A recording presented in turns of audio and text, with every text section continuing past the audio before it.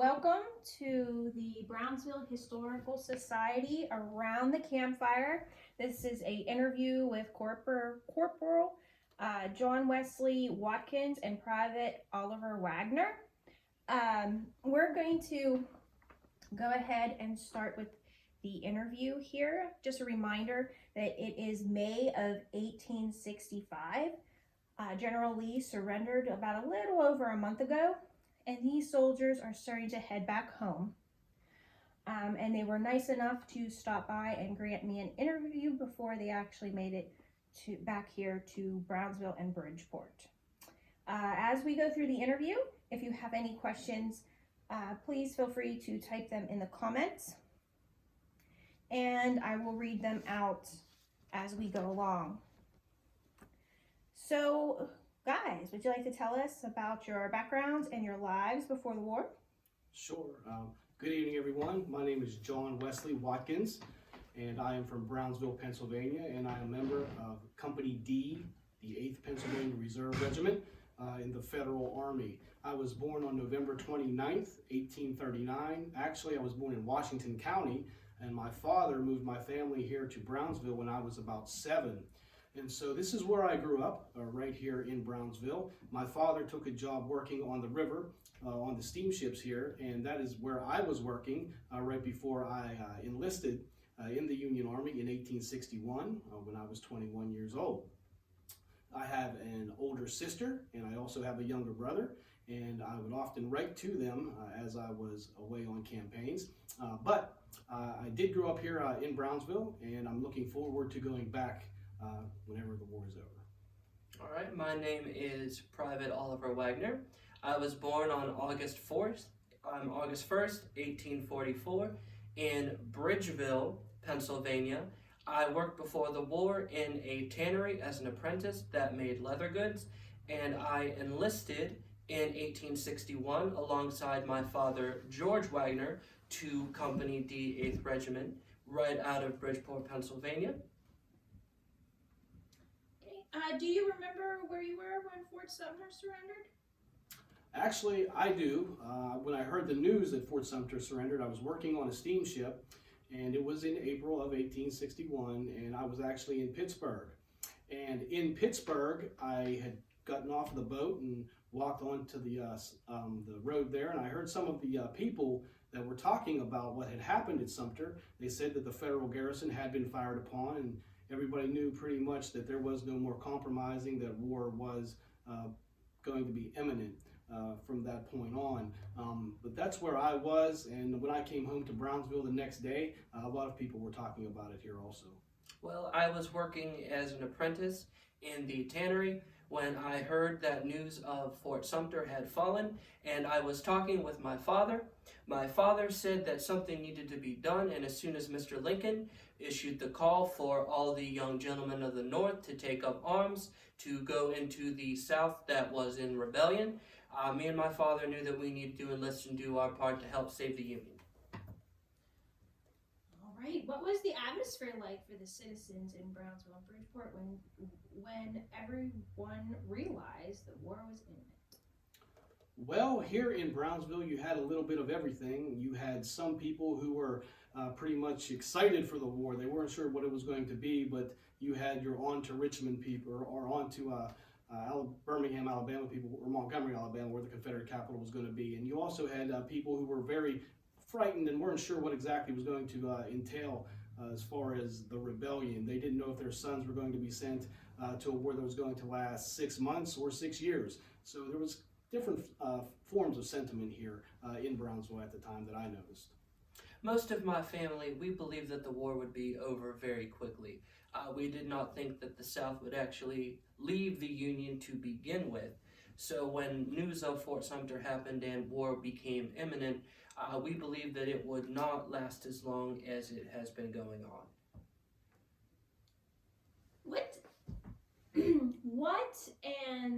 What made you decide to enlist in the Army? Well, this answer would be different for each individual soldier. For a lot of us, I think it was a sense of adventure. As I mentioned, we weren't sure how long the war was going to be, and we really didn't want to miss out on it. A lot of people enlisted for the extra money. Of course, there was a guaranteed paycheck every month.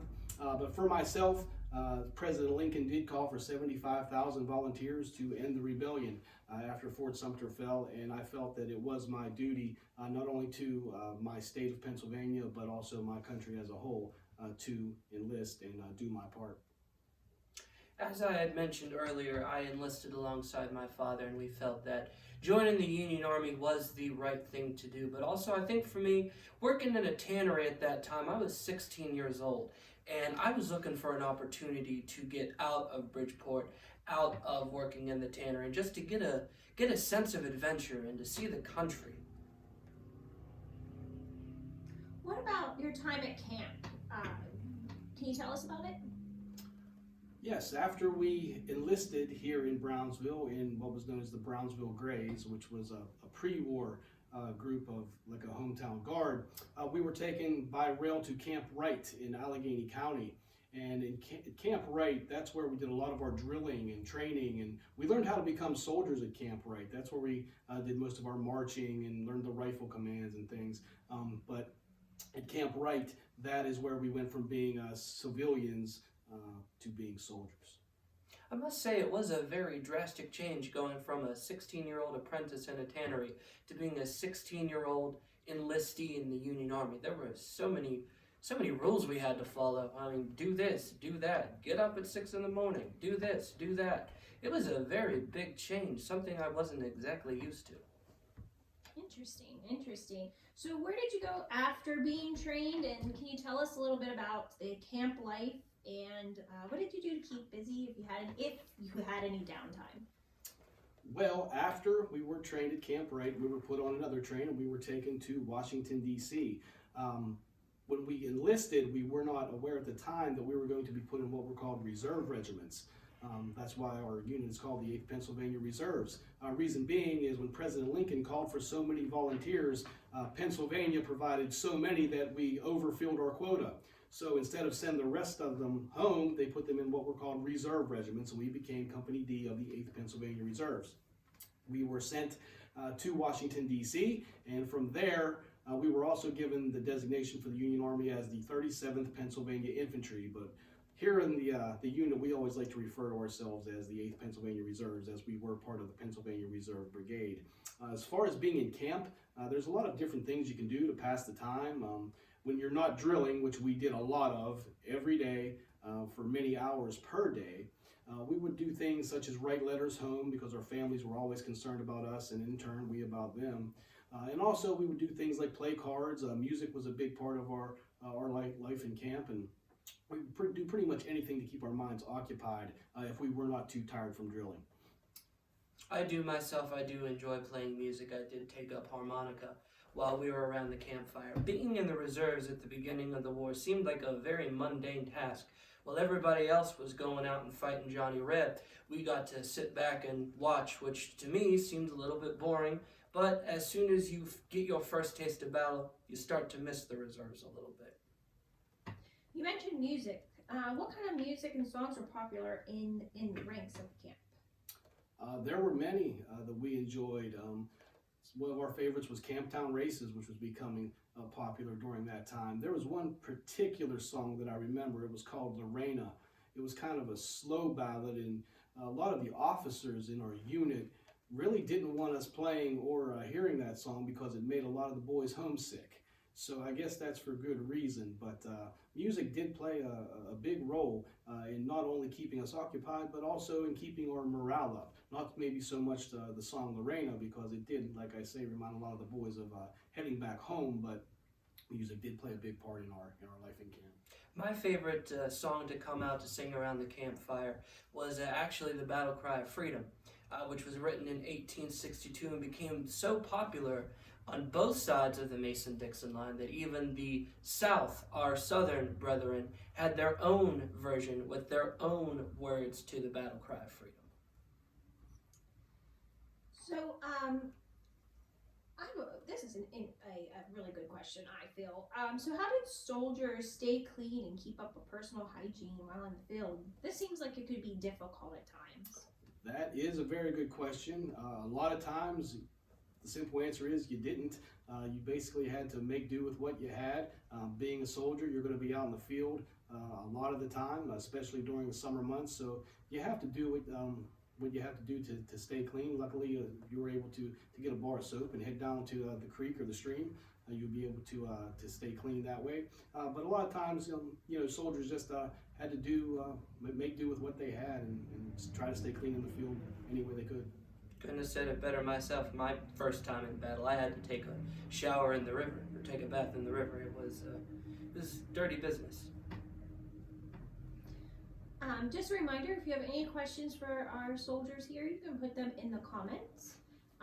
And we got a good array here of questions. And so we'll continue on. But again, if you have any questions, please feel free to write them in the comments.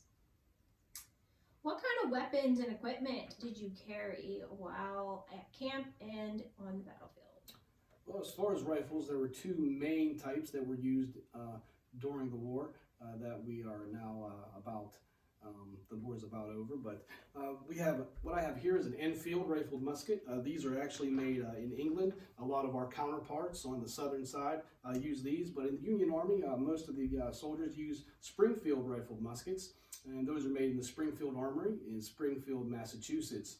And you will see right here on my belt, this is called a bayonet, and the bayonet attaches to the top of the weapon like this, and kind of makes it like like a spear. And also we have things that we carry on our shoulders and on along our belts. This is a canteen, of course, for water. I have a cartridge box here, and this is a cap pouch in which to keep my percussion caps in to be able to fire my weapon. I don't have you really anything. I do have over yonder my haversack, which is used to keep my food in. This was anytime we were on the march or we were, thank you, miss. Anytime we were on the march or we were in battle, we would keep our food in here. And we did eat in many different kinds of food, but while we were on the march or we were in battle, we would eat something called hardtack, which was a mixture of flour, salt, and water. And our Confederate counterparts would make their hardtack out of cornmeal, salt, and water. Hey, I think we have a couple questions here from our viewers. Joan asks, what did you eat? You mentioned hardtack. What else did you eat in camp? Being in the Federal Army, we had it a little bit better than our Southern counterparts. Sometimes we would have good things like salt pork. A lot of times canned food was popular, canned turkey, things like that. During the 1860s, which is when we are now living, things like that would be prevalent and starting to come around. Hey, can you tell us a little bit about your uniforms? Well, I do have, these were my shoes that I march in. They are very, very, very uncomfortable, but they do get the job done. These are called brogans.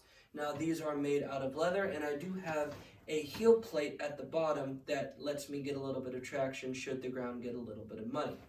I do have my hat here. This is what is called a kepi.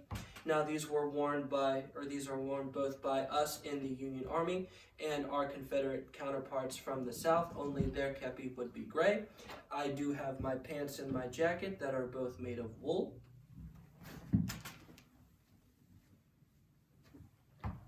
Okay, excluding the rifle, what is the one piece of equipment that is most important to a soldier? I think that's another question that each soldier is going to have a different answer for. For me, I would have to say my canteen would be number one, because when you're on the march and you're marching 20 to 25 miles per day in the hot Virginia countryside, you definitely want to make sure you have some water to drink along the way. Secondly, I would have to say my blanket, not only because it would offer you warmth and comfort when you're out in camp, but also what you could do is, I will show you, you could roll it up and put your shirts and some of your items inside it and make what's called a bedroll. And that way you would not have to carry a knapsack around, and you can drape the bedroll over your shoulder and just take off on the march. I would have to say that my bayonet is probably one of the most important tools. Not only are these used in combat, but these could actually be used to dig down into the dirt to either make a fire or to make a trench or as a shovel.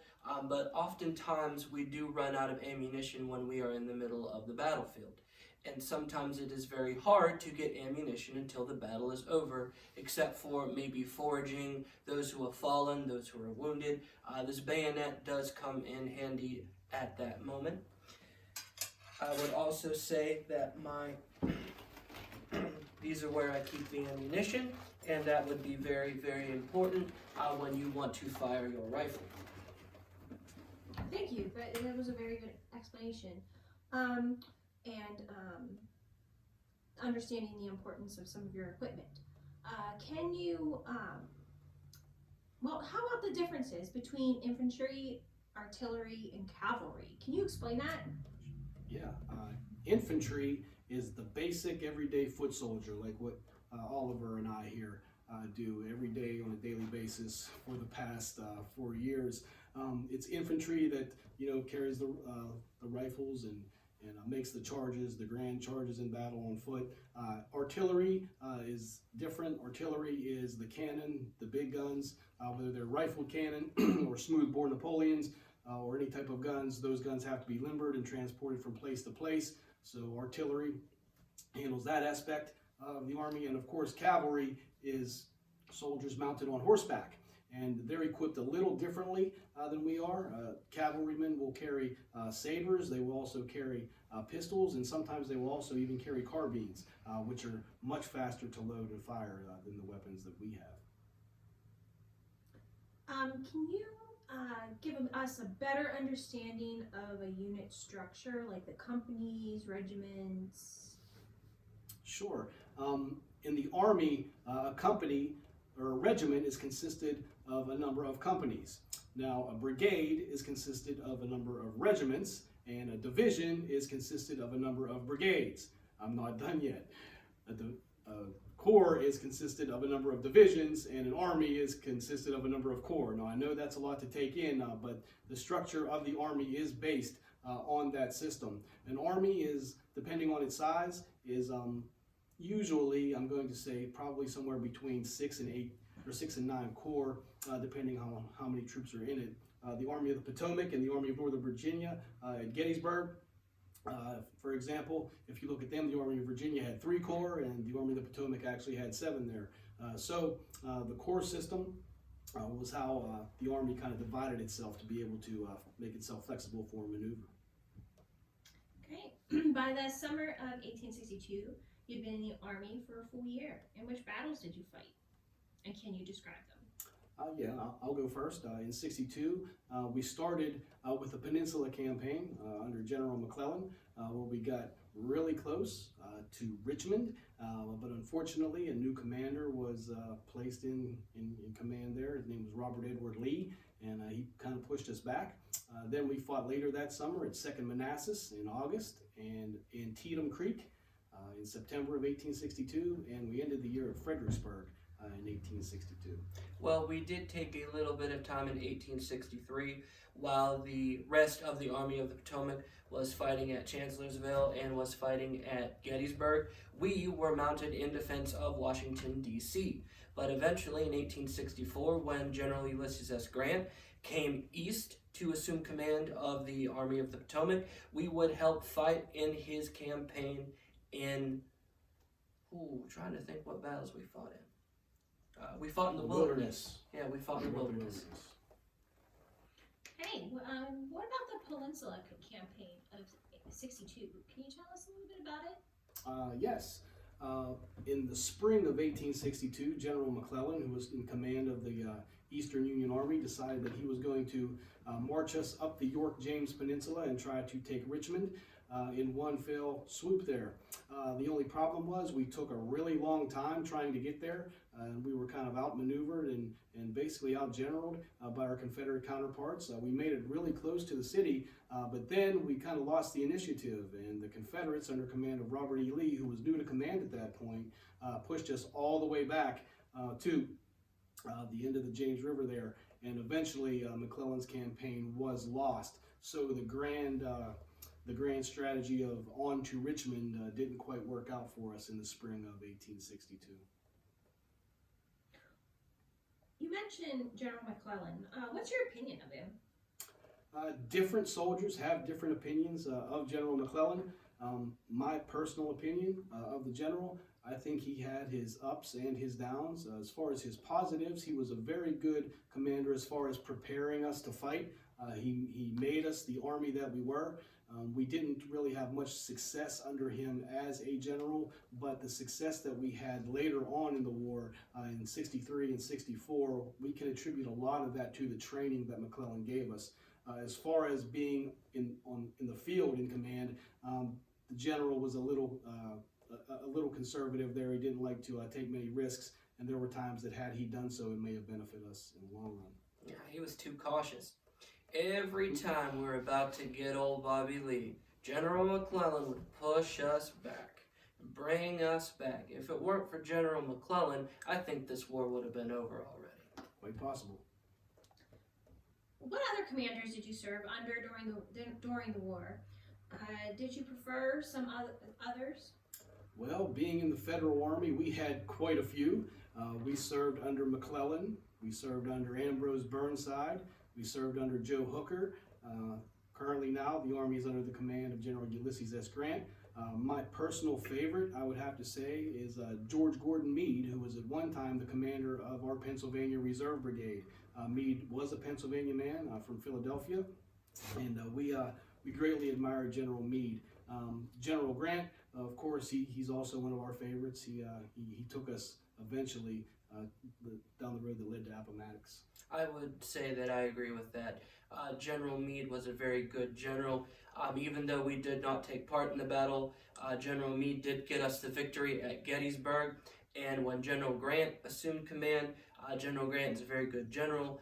We did have some ups and downs while fighting in Virginia in the wilderness, but General Grant learned from his mistakes, and he did bring us here to Appomattox in order for General Lee to surrender.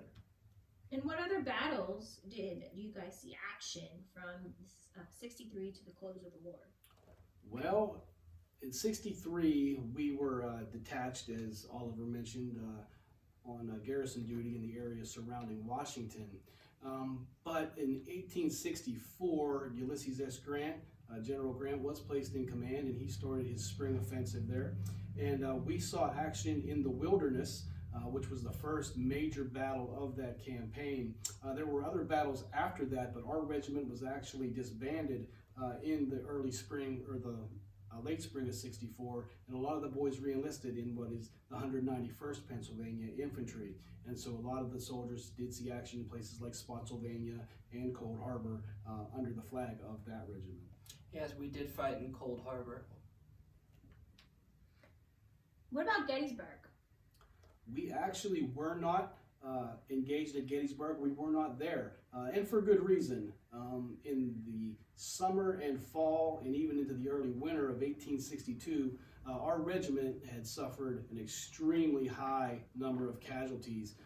We were cut up pretty badly at places like Antietam, in Fredericksburg, and Second Manassas, and of course some of the battles on the peninsula early in the year. So after the Battle of Fredericksburg, when we returned to Washington, D.C., we were basically kept there to be reuniformed, resupplied, and refitted. And we stayed there throughout most of 1863 until we were put back in the field later on, early in 64. Just a reminder for those who are watching, this interview is taking place in 1865. And if you have any questions for our soldiers, please place them in the comments, and we'll have the soldiers answer them for you. Continuing on with our interview here, did either one of you ever been wounded or taken prisoner? I did have I was fortunate. I was not wounded or taken prisoner at all during my time in the Union Army fighting the Confederates. I was not as fortunate. In the spring of 64 at the Battle of the Wilderness, I actually was injured in my lower left leg. I was removed from the field. I was taken to a field hospital, and I was then taken to Washington, D.C. While I was there, our regiment was mustered out, and as I mentioned, most of the boys went into the 191st Infantry. Some of the boys went home. I went home for the rest of 64 until early 65. When I returned to the Union Army, I said, you know, this thing's not exactly over yet, and I want to see it through. I was here when it started, and I'd like to be here when it's finished, and I remained with the Army to this very day. Great. Did you have any interactions with the Confederates that did not involve fighting? Yes, we did have a few. I can remember a few times when we were in camp after a battle, and we would be detailed to guard some Confederate prisoners. And there were also times where we'd be on picket duty, and the lines would be so close to each other that there would actually be exchanges amongst the men from the Confederate Army and our own men. I do remember one time I was on picket duty, and I did happen to exchange some of my hardtack, which was very, very hard to get in the South. They did not have access to the wheat that we had in the North. So I did manage to exchange some of my hardtack for some good Southern tobacco while I was on the picket line from some Confederates. And those exchanges were quite common. It was not unusual for soldiers to kind of bump into each other. And what's interesting is, and a lot of times, you see the boys in blue on our side, and the boys in gray and butternut on the other side. It's 7 a.m. in the morning in the middle of battle. We'll be shooting at each other. But by 7 p.m. when the battle is over and some prisoners are taken, you may begin to speak to them, and you'll see that we actually have a lot in common. We have a viewer question. It is, what did you both and others do while time spent in the defense of D.C.? There was a lot of things that they kept us busy doing. The main thing we were doing was building fortifications, digging ditches, and guarding supply trains. There's really no such thing as an easy day in the Army, even when you're not in the field fighting with the Army of the Potomac. So they did find ways to keep us busy, even when we were on guard duty. And it was very important for us to be on guard duty in the nation's capital during the winter and early time after Chancellorsville. Nobody really knew where the Confederates were going to go under Lee. And there were many rumors that he was going to push north, which he did indeed do when he attacked us at Gettysburg. But many people did think he was going to directly attack the Capitol. So it was very important for us to stay vigilant and stay on our toes while we were in defense of Washington, D.C. Thank you. Thank you, Jason, for your question. Thanks, Jason. Thank you, sir. What's your opinion of the Southern opponents, and what was their opinion of you? Well, on both sides, you're going to have soldiers that kind of view the opposing army in different lights. There are men here in our army that despise our Southern counterparts, and there are also men here who understand that we are a lot alike in a lot of ways. The interactions that I've had with our Southern counterparts through interactions in camp and things, I do see it as there are times when you would look at these men, just because they're wearing a different color uniform, doesn't mean that we all couldn't be sitting around the campfire playing cards together, or sitting around talking about our families back home, even though our homes were in Pennsylvania and their homes may be in Georgia or Alabama or Tennessee. I think it all depends on the moment. If you're lined up in ranks and you're fixing bayonets and getting ready to make a charge, your opinion of your enemy isn't going to be as high as it were had you been sitting next to them around a campfire talking about things like that. I do feel that it does vary from soldier to soldier, and much like us in the Union Army, those who are fighting in the Confederate Army are fighting for a multitude of different reasons, just like we are. I feel like when you are talking to someone who is from a little bit closer north, it is a little bit different. There is more of a kinship. There is more of a sense of sharing customs, such as our brothers in gray from Virginia. Once you get a little bit deeper south, such as South Carolina, North Carolina, Texas, it is a little bit more difficult because the areas of where we are from do separate us a little bit more. I'm going to ask a question about the weather. I know here in 2020 the weather can change very rapidly, but how did the weather affect any of the battles that you fought in? 2020, what's that? Just kidding. It's 1865, right? Yes, yes, it is. 1865. Well, as far as weather in a battle, I can't really say how it impacted, but I do remember some interesting things as far as weather goes. I remember on the peninsula in 62 how hot it was whenever we were fighting in late June there. I also remember at Fredericksburg, it was a cold battle. It was during December. It was December 13th, and a lot of our boys had on their blue greatcoats charging up to against Lee's position there. So we did see a lot of different types of weather. But as far as the battles go, there weren't many battles that were fought in rain because, of course, you really can't do much when it's raining, especially with black powder weapons and things. So you really don't want to. Neither army would want to put themselves in that position. But there were times where weather did affect us. I remember the march after Fredericksburg to Washington, D.C. It's known as the Mud March because the roads were just inundated with mud from rain and melted snow and things, and it was just not a pleasurable experience to make that march. I will say that the weather did affect each soldier differently. Us, especially being Pennsylvania men, I can't even imagine our brothers in the New England states being in the southern states, fighting in the Peninsula Campaign, and even fighting in General Grant's Overland Campaign in the wilderness. We were not used to the southern heat, and we are wearing wool uniforms, and it does get very, very hot, and that will open us up, especially us from the north, to different kinds of diseases. And I would say that that probably takes out more of us than we fell in battle. Civil War battles are known for high casualties. For you, which battles were the most traumatic? And can you describe them? They all have a level of chaos and disorganization, some more than others. The ones that stand out for me are, of course, the cornfield at Antietam. That cornfield is not a regular flat cornfield. We were put into action there very early in the morning, just after sunrise, on September 17th, 1862, and the corn was still rather high.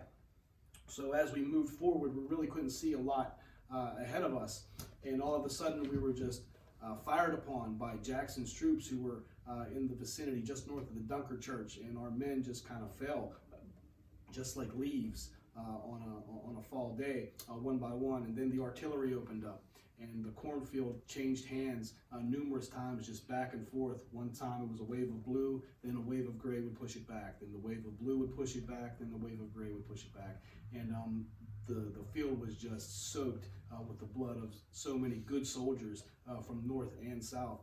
Also, Fredericksburg was a tough one for us, just charging up the heights there. But also, our unit actually did break through at Fredericksburg. We were one of the few Union units to break through under General Meade, but unfortunately, we were not supported on either one of our flanks, so we couldn't really exploit the breach there. And the last one out that I'll mention is, of course, the Wilderness, not only because I was wounded there, but because from the field hospital where I was taken, I could hear the agonizing cries of those wounded who were still on the field. Not only were they crying because they were in pain from their wounds, but fires had started in a heavily wooded and brushy area, and those soldiers really had no way out. So those three battles really stand out in my opinion. I would agree with that. I can also remember fighting in the cornfield at Antietam. I can also remember fighting in the sunken road at Antietam. But I think for me personally, probably my most difficult battle was definitely the Wilderness. I was surrounded by a lot of those who were wounded at the Wilderness, and like the corporal said, the Wilderness was so thick that when we began to fire our muskets, the dead and fallen leaves and branches began to catch fire.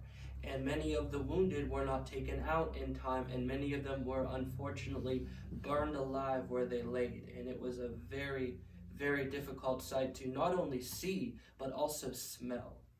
It was a terrible, terrible experience, and I can't imagine ever having to go through a battle like that again. On a lighter note and away from the battlefield, are there any funny or amusing memories or stories that you may have witnessed during your time in the Army? There definitely are. There are later moments, even when you are enlisted in the Army. I can recall one very amusing incident that happened on the peninsula early in '62. We were marching in a column along the road, and it was a very, very hot day. And we decided, or our officers decided, that we were going to take a break and camp alongside a farm which had some orchards there. There were some apple orchards and a few peach orchards. And so the boys kind of went off of the road there and kicked back. And we had one member of our company. His name was William Malone, and we called him Mountain Malone because he was a very large man. And he decided that he was going to go into the barn and he was going to take a couple of chickens out of that barn. Even though we had strict orders from our officers not to disturb any of the property there, he decided that he was going to go and take a couple of chickens out of the barn.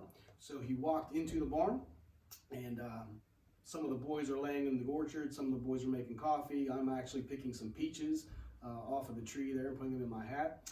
And all of a sudden we can hear him come out, and he has one chicken under each arm. And as he comes out, he's actually walking really slow. Then he comes to a dead stop, as if he had seen a ghost.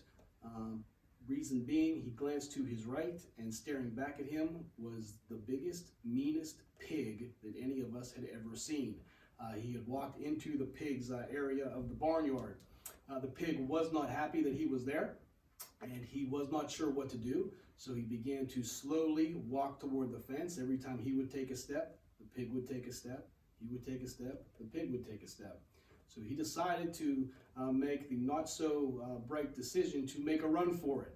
So he drops the chickens and he makes a run for it and tries to jump over the fence. And of course he falls, knocking part of the fence over. He gets up and the pig is chasing him down the road. And myself and the boys are laughing quite heartily at this. We think it was the funniest thing that we had seen in quite a while. And as the pig's chasing him down the road, he's running. The chickens are kind of running everywhere also. And we didn't see him for about, I'm going to say 20 minutes after that. Eventually, he does show back up. His trousers are actually ripped. He had to actually climb a tree to get away from that pig. We never did see the pig again. We're not quite sure what became of him. But there was an inside joke in the Army after that, that if General McClellan had moved to Richmond with the speed that pig was running down the road, the war would have been over in a matter of minutes. And after the incident, the boys had quite a good time with him after that. They would sit outside his tent and make pig noises in the middle of the night to just kind of edge him on. But that's one amusing story that I can remember from my time in the Army.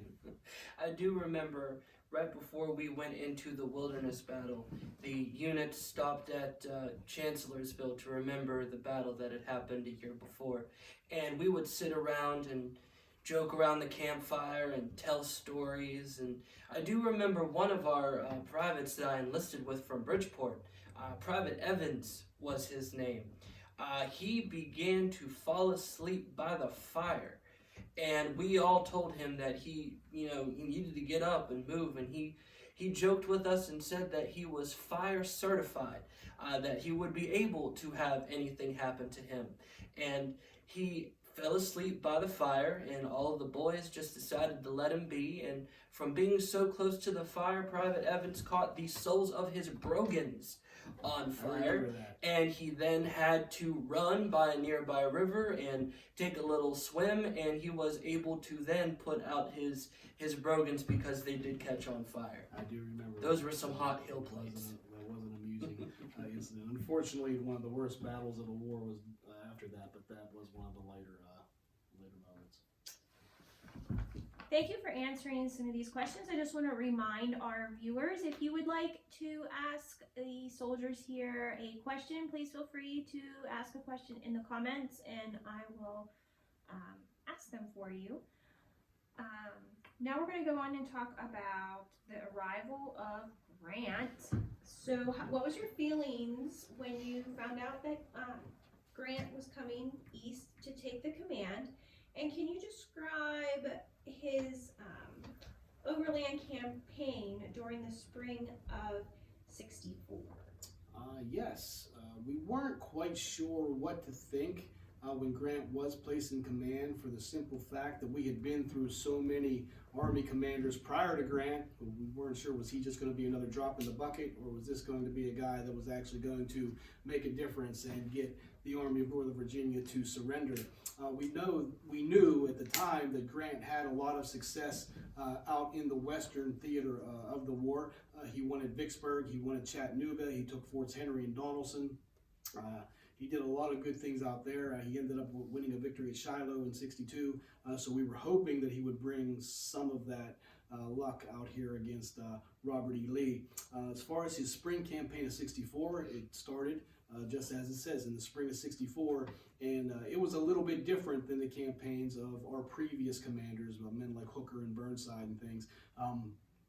Grant decided, I think he had decided long before he even started the campaign, that no matter what, he was going to find a way to always go forward toward Richmond and never remain still or go in the direction opposite of Richmond. And that's exactly what happened. If you look at the Wilderness, that was a bloody fight.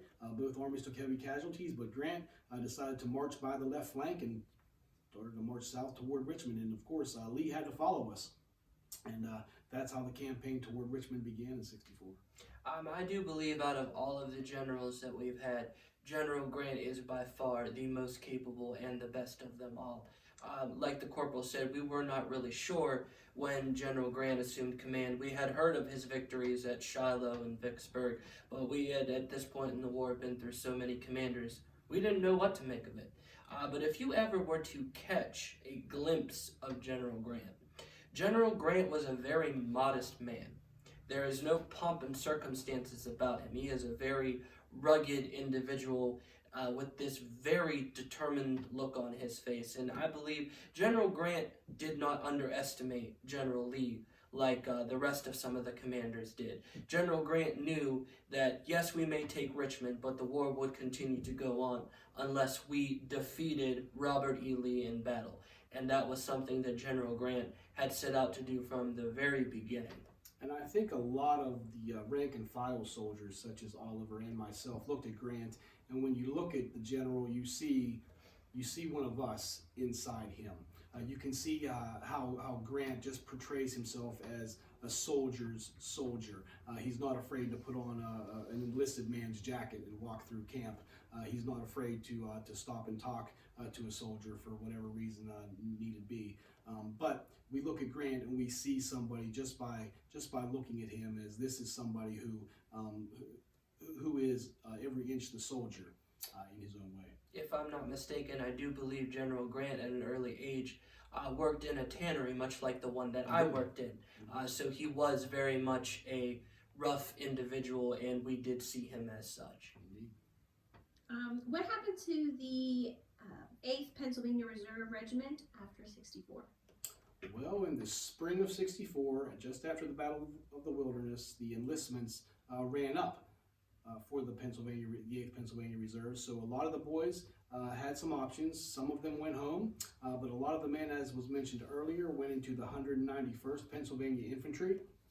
And in the 191st, they would see action till the remainder of the war. As I mentioned, when I came back after recovering from my wound at the Wilderness, I re-enlisted and I requested to go into the 191st because I knew that a lot of my former comrades in arms had transferred into that regiment, such as Oliver here. So I was able to get my request in, and I've been there ever since. Hey, can you describe the feeling you experienced when Lee surrendered to Grant? And, I'll wait and ask the next question. So can you describe the feeling that you experienced when Lee surrendered to Grant? Certainly. I do believe a lot of us felt a sigh of relief. Back in 1861, when this war started, many of us thought that it would be over in a matter of months, even weeks, so to speak. I don't think any of us dreamed that this war was going to go on for another 4 bloody years. And the war did consume a lot of time in everyday Americans' lives. I mean, most of us young men, we enlisted, but it affected children, it affected wives, it affected everything in every aspect of America. So I do believe that most of us were very relieved that General Lee had surrendered to Grant at Appomattox, and were very happy to be going home and just stop the bloodshed between all of us Northern and Southern brethren. Yeah, I think that pretty much sums up that aspect of the question. When Lee surrendered, a lot of us had a feeling of just plain out relief. We knew that this thing was finally going to come to an end. We knew that there were still a couple of contingents of Southern troops that were fighting out in Texas and things like that. But the surrender of Lee's army was basically the beginning of the end of the war here in the East. For myself, I will say it was a sigh of relief.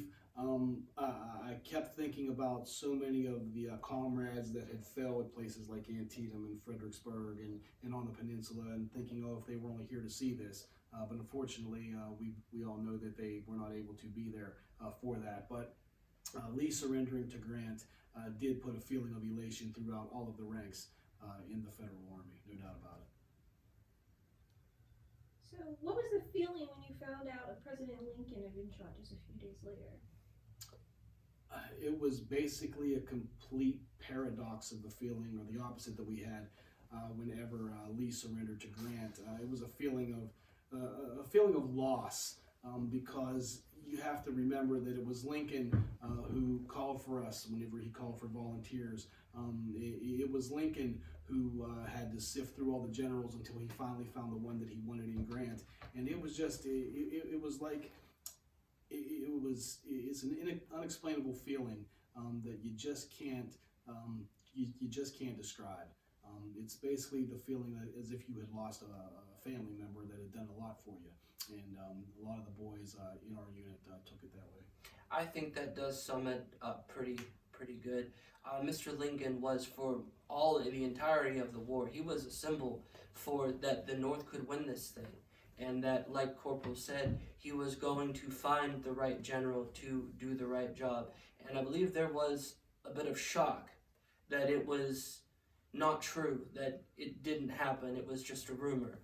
But the unfortunate truth was that it did happen, and we did lose President Lincoln. What is the most important thing you want our viewers to know about the service of the soldiers in the war, and the importance of the war itself in our country, or in our history? I do believe that this is a very, very important part of American history. And what a lot of people don't realize about the Civil War that myself and the corporal fought in was this was a long time coming. We had been building up to this point for years and years and years, and it was a very awful conflict with a lot of loss of life, and it is very important to remember that. Yes, when a country takes up arms against itself, it is never a good thing. And we look at it from the perspective that each side thought that they were doing the right thing, but when it was all over, the important thing is that we were unified as one nation again, and we are now much stronger as one than we could have ever been as two.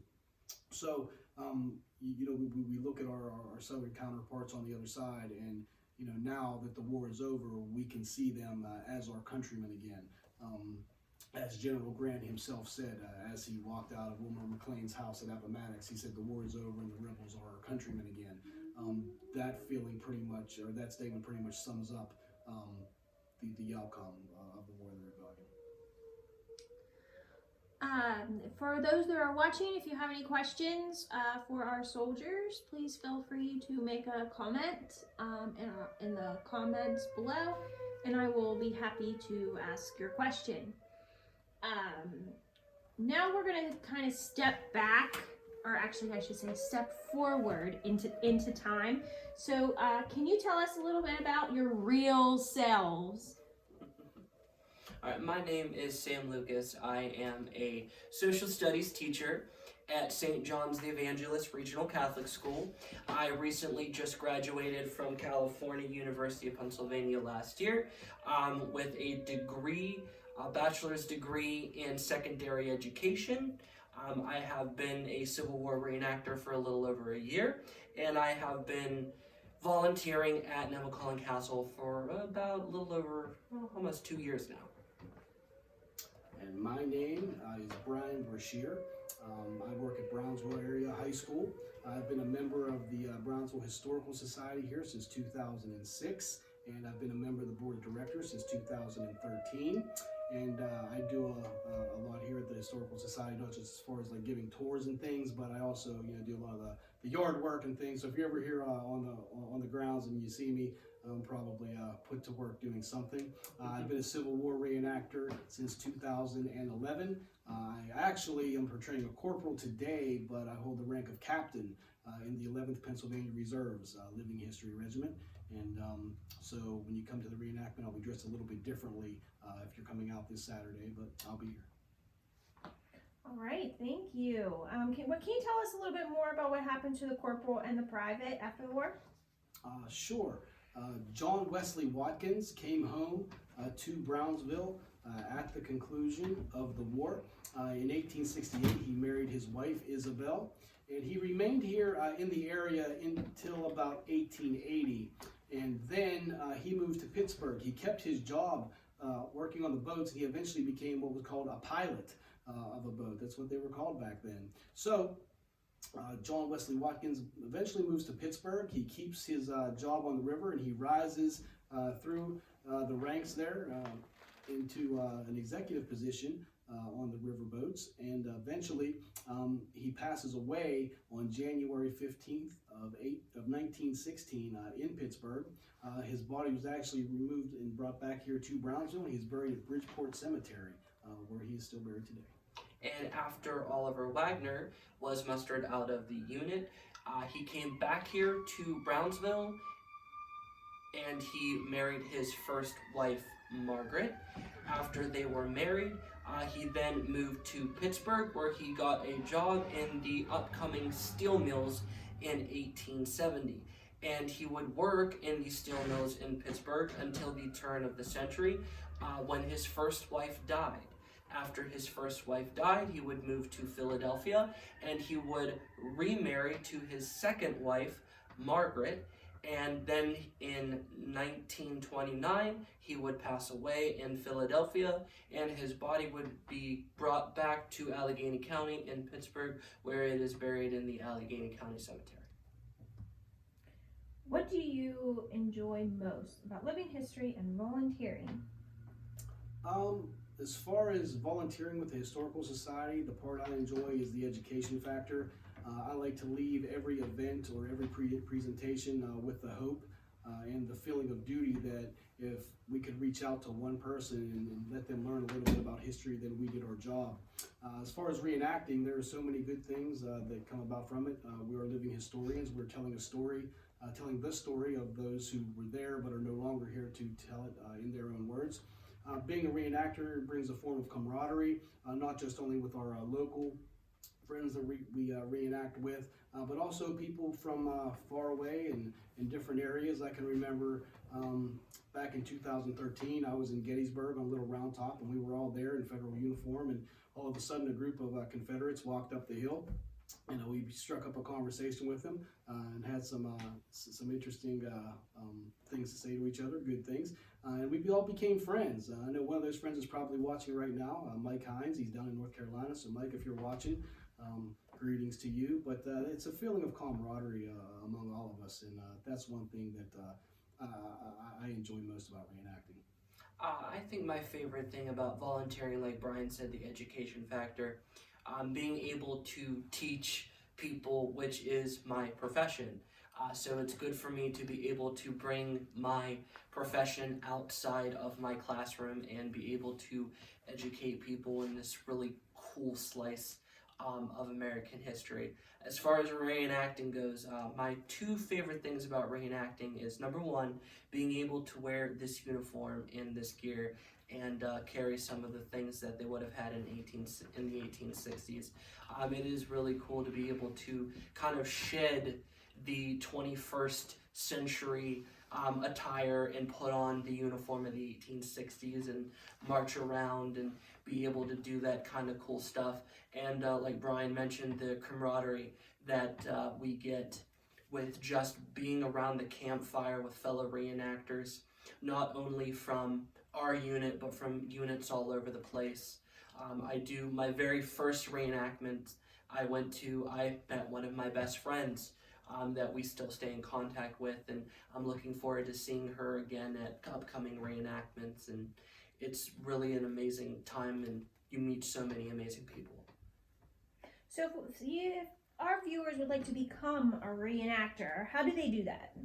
Well, there are different ways to do it, but the most important, the easiest way I would say, is to come to an event, and after the event's over, if the reenactors have a little bit of free time, walk up and talk to one of them. Find a unit that's in your area.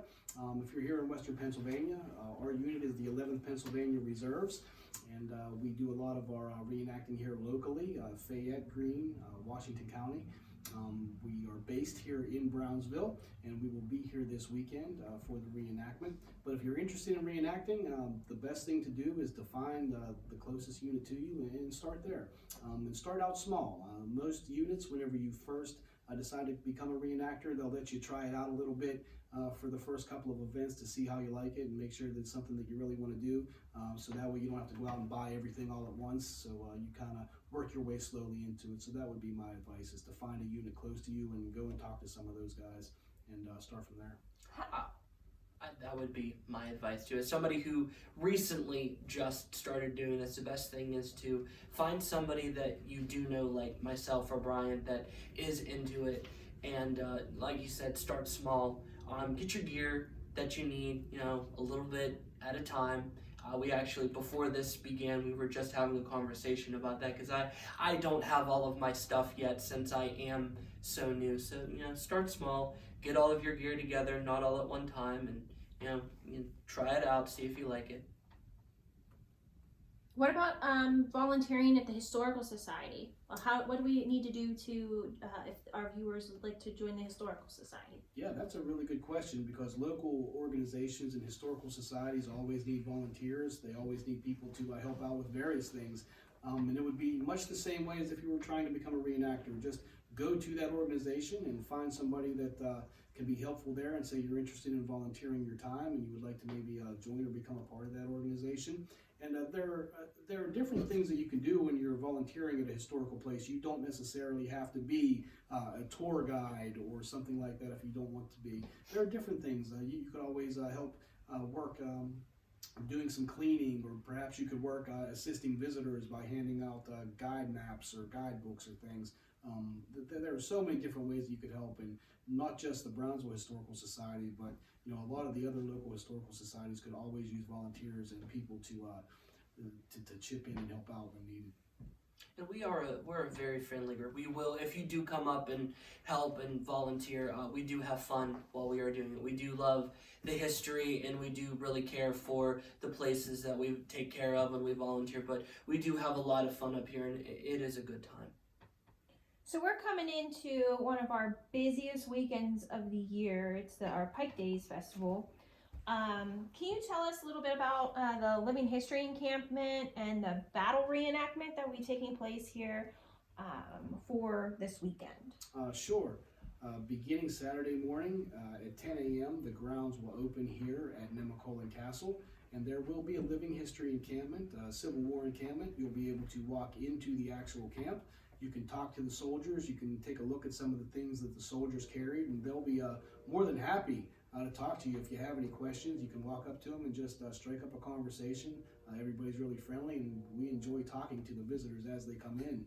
At 1 o'clock on both days, Saturday and Sunday, there is going to be a battle reenactment. It's the Battle of Charles City Crossroads, which was an actual battle fought in 1862 on the peninsula between McClellan and Lee.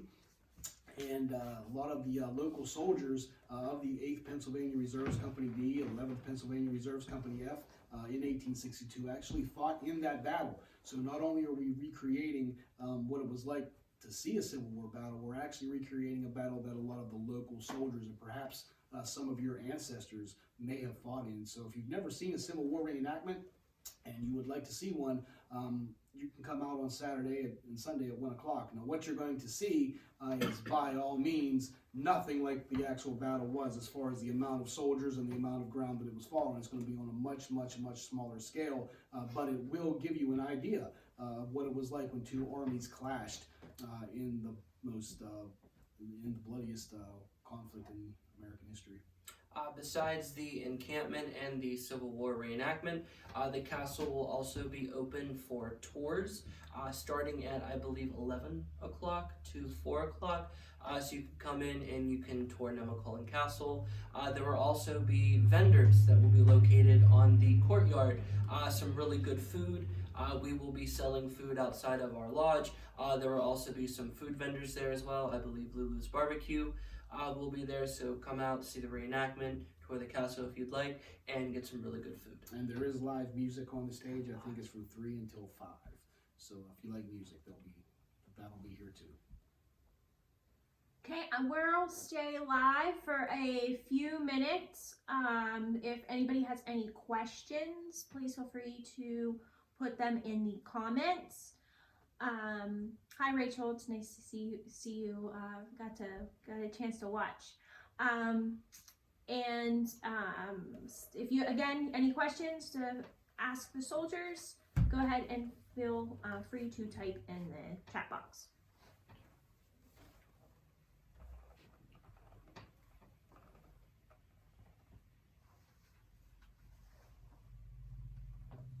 Well, while we have the opportunity, Sam and I, or Oliver and I, should say thank you so much for watching us this evening. We can't say how important it is for us to be able to describe what a lot of these soldiers would have went through, and for us to do it, and not only do it, but do it in a first-person point of view. We hope kind of put into perspective a little bit about what these soldiers went through for 4 long years, from 1861 to 1865. The battlefields of places like Antietam and the wilderness were just chaotic, horrible places. And if you ever get a chance to go to those places to visit, to get a feel of what happened there, we strongly recommend that you do that. Take the family, put them all in the vehicle, and if you ever get a chance to, if you're ever in that area, go down and check it out. It really brings home what these men went through. And if you do try to go, a little word of advice, try to go around the same time of the year that the battle actually took place. For example, if you want to visit Antietam and you're free on 1 September weekend, take a drive down there, because that battle was fought on September 17th. If you ever want to go to a place like Gettysburg, you can go there anytime, but if you would really want to get a feel for what the soldiers went through, go during the summer months. That will help you get the full feel of what happened. I've been to many Civil War battlefields, Gettysburg, Antietam, and last summer I actually went all the way to Tennessee to visit Shiloh, which is one of my favorite battlefields. It's kind of tucked away in the southern corner of Tennessee there. If you're ever in that area, I highly recommend it. I do usually, this will be my 2nd year since I began last year, I do go to Gettysburg for the anniversary of the battle, which is July 1st, 2nd, and 3rd. And it is a very surreal experience to be able to be there in my uniform, taking part in a reenactment of that battle when it actually took place. And it's just a great experience. It's pretty hot. It is very hot. It is very hot. Shiloh can be pretty hot too. It's accurate. It's accurate. And one thing you'll learn whenever you go to Civil War battlefields, it seems like every field has a few things. Everyone seems to have a peach orchard, a wheat field, and a sunken road. That's one thing we've all learned from visiting battlefields. Some are more famous than others, of course, but it seems like no matter where you go, a battlefield has at least one of those 3 things somewhere. All right, well, I think we're going to go ahead and sign off. Thank you, Jason and Dorothy, for your kind words. We hope to see everyone at our reenactment and our Pike Days celebration this weekend. See you soon. Good night, everyone. Good night.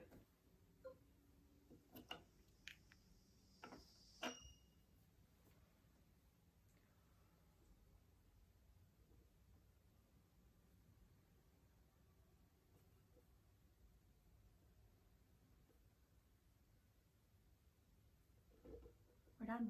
We're clear. What time is it? How long did we go?